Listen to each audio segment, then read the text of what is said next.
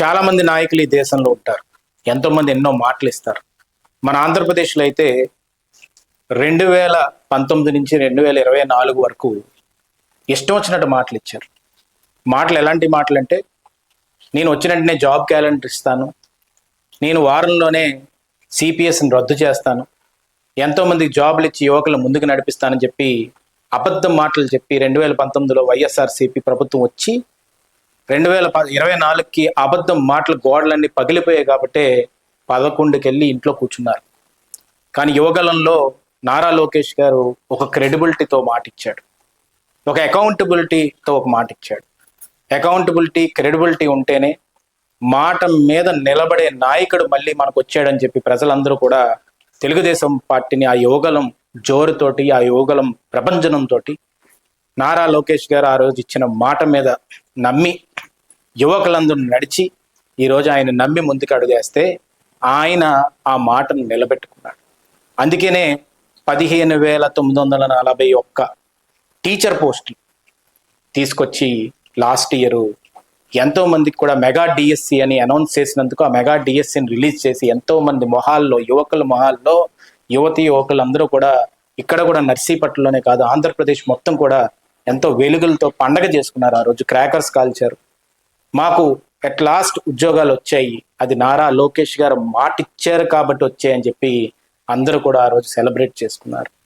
తర్వాత చూసుకుంటే కానిస్టేబుల్ ఉద్యోగాలు 6,096 ఉద్యోగాలు, అన్ని ఉద్యోగాలని కూడా తీసుకొచ్చి లాస్ట్ ఇయర్ ఒక పండగ వాతావరణం తీసుకొస్తే ఈరోజు 10,060 ఉద్యోగాలు మన కోసం అని చెప్పి ఈరోజు జాబ్ క్యాలెండర్ రిలీజ్ చేసి, ఆ జాబ్ క్యాలెండర్ రిలీజ్ చేయడంతో పాటు డేట్ వైజ్ ఇవ్వడం, అంటే మే 15ని ఇన్ని ఉద్యోగాలు ఇవ్వబోతున్నాను, అలాగే మళ్ళీ ఆగస్టు 15ని ఇవ్వబోతున్నాను స్వతంత్ర దినోత్సవం అప్పుడు, మళ్ళీ సెప్టెంబర్లో ఇవ్వబోతున్నాను 15వ తారీఖుని, అక్టోబర్లో ఇవ్వబోతున్నాను 15వ తారీఖునని మాట ఇచ్చి మాట తప్పకుండా మాట మీద నిలబడి డేట్లతో సహా చెప్పిన ఏకైక క్రెడిబిలిటీ ఉన్న ఏకైక నాయకుడు నారా లోకేష్ గారు అనేది ఈరోజు ఆంధ్రప్రదేశ్ ప్రజానికం మొత్తం కూడా, యువకుల మొత్తం కూడా, ఇప్పుడు జెన్జీ జనరేషన్ మొత్తం కూడా మాటిస్తే మాట మీద నిలబడతాడు అనేది గుర్తుపెట్టుకోవాల్సిన అవసరం ఎంతైనా ఉంది నారా లోకేష్ గారి గురించి. అలాంటి నాయకత్వంలో మేము అందరం కూడా పనిచేస్తున్నందుకు ఎంతో గర్వంగా అనిపిస్తుంది. ఈరోజు సుమారుగా 21,955 ఉద్యోగాలు ఈరోజు లాస్ట్ ఇయర్ ఇస్తుంతో, దాంతోపాటు ఈరోజు 10,060 ఉద్యోగాలు మళ్ళీ జాబ్ క్యాలెండర్ కింద రిలీజ్ చేసి, దాంతోపాటు ఆర్సెల్ మిట్టల్ ఈరోజు స్టీల్ ప్లాంట్ ని ఉక్కు కవచం కింద, ఉక్కు సంకల్పంతో ఒకే ఒక జూమ్ కాల్తో, ఒకే ఒక వాట్సాప్ కాల్ తోటి ఆ స్టీల్ ప్లాంట్ ని 1,50,000 కోట్ల ఇన్వెస్ట్మెంట్ తోటి ఇక్కడ తీసుకొచ్చి పరోక్షంగా మనకి డైరెక్ట్ గా, ఇండైరెక్ట్ గా ఈరోజు చూసుకుంటే సుమారుగా 1,00,000 ఉద్యోగాలు కల్పించే విధంగా, యాన్సిలరీ ఫ్యాక్టరీస్ వచ్చే విధంగా అనకాపల్లి జిల్లాను డెవలప్ చేస్తున్నందుకు ఆయనకి హృదయపూర్వక కృతజ్ఞతలు తెలుపుకుంటున్నాను. ఇవాళ ఉత్తరాంధ్ర గౌరవం ఈరోజు ఆర్సెల్ మిట్టల్ ఫ్యాక్టరీ, స్టీల్ ప్లాంట్. అలాంటి గౌరవాన్ని నిలబెట్టడానికి నారా లోకేష్ గారు ఉక్కు సంకల్పంతో ముందుకు అడిగేస్తున్నందుకు ఆయనకు అందరూ కూడా ఈరోజు తోడుగా నిలిచి, ఉత్తరాంధ్ర ప్రజానికం మొత్తం కూడా ఆయనతోటి నిలబడి, ఆయన మాట మీద నిలబడే తత్వాన్ని ముందుకు నడిపించి, రేపు రానున్న రోజుల్లోని ఇంకో 10 ఏళ్ళు కూటమి ప్రభుత్వాన్ని తీసుకొచ్చి ఇలాంటి ఫ్యాక్టరీలు, ఇలాంటి ఉద్యోగాలు మరెన్నో ఇచ్చే విధంగా, ఎందుకంటే మాట మీద నిలబడతాను అని చెప్పి జగన్మోహన్ రెడ్డి 2019 నుంచి 24 వరకు మాట మీద మాట తప్పను, మడమ తిప్పను, ఈ మాటలన్నీ కూడా ప్రాస బాగుందని ఇష్టం వచ్చినట్టు వాడేశారు. ఆ ప్రాసకి ఈరోజు ఫుల్ స్టాప్ పెట్టిన ప్రజానికం ఒక్కసారి మేలుకొల్పి ప్రతి ఒక్క గ్రామంలోని చెప్పవలసిన అవసరం, బాధ్యత మన యువకులందరికీ ఉంది. అందుకని యువగలం పాదయాత్ర అనేది చిన్న విషయం కాదు. యువగలం పాదయాత్రలో ఇచ్చిన ప్రతి మాట ఆయన గుర్తుపెట్టుకున్నాడు, రెడ్ బుక్ తో సహా గుర్తుపెట్టుకున్నాడు. లా అండ్ ఆర్డర్కి అగేన్స్ట్గా వెళ్ళిన వాళ్ళని కూడా ప్రతి ఒక్కరికి కూడా వెంటాడుతున్నారు ప్రభుత్వం తరపున లా అండ్ ఆర్డర్, అది కూడా కన్ఫైన్ అయ్యి లాకి.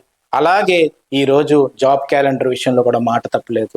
ఈ రోజు టీచర్స్ ఉద్యోగాల విషయంలోని మెగా డిఎస్సి ఇచ్చి మాట తప్పలేదు, కానిస్టేబుల్స్ కి ఉద్యోగాలు ఇచ్చి మాట తప్పలేదు, జాబ్ క్యాలెండర్ కూడా డేట్ వైజ్ ఇచ్చి ఇప్పుడు రోజు మాట తప్పలేదు.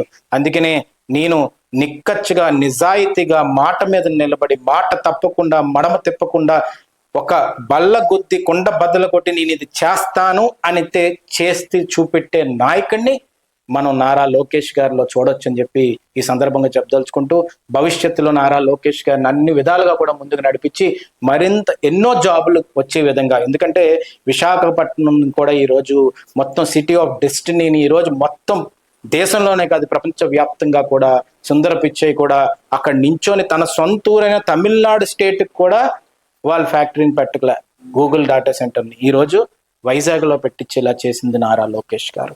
అక్కడికి వెళ్ళి అమెరికాకి వెళ్ళినా కూడా, దావోస్కి వెళ్ళినా కూడా ఎన్ని కంపెనీస్తో మాట్లాడాం, ఎంతమందితోటి మనం డీల్ చేసాం, ఎన్ని ఉద్యోగాలు వస్తున్నాయి దాని మీద రివ్యూ చేసుకోవడం కానీ, అలాగే మధ్యాహ్న భోజ పథకంలోని ఏదన్నా కానీ ట్రాన్స్పరెన్సీని మిస్ అవుతే ఆ స్కూల్కి వెళ్ళి స్వయంగా ఆయన అన్నం తిని ఆ మధ్యాహ్నం భోజనం పథకం కూడా అన్ని విధాలుగా కూడా టీచర్స్ సరిగ్గా చూసుకుంటున్నారో లేదో కూడా చూసుకొని హాస్టల్స్కి వెళ్ళి విజిట్లు చేసి ఇలాంటి నాయకుడు ఉండడం అదృష్టంగా భావిస్తూ రేపు ఆయన ఉత్తరాంధ్రకి రావడం జరుగుతుంది.